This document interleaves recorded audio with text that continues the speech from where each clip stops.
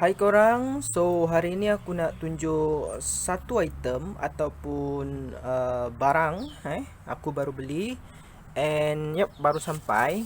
Ni dia. Okay, sangat kemas, sangat cantik dia packing. And actually nama dia TailLamp for Bezza. And nickname dia lebih dikenali sebagai Dragon Seale pattern. Okey. Harga untuk sepasang Dragon Seale pattern ni adalah RM580 dan termasuk postage, total RM610. Okey.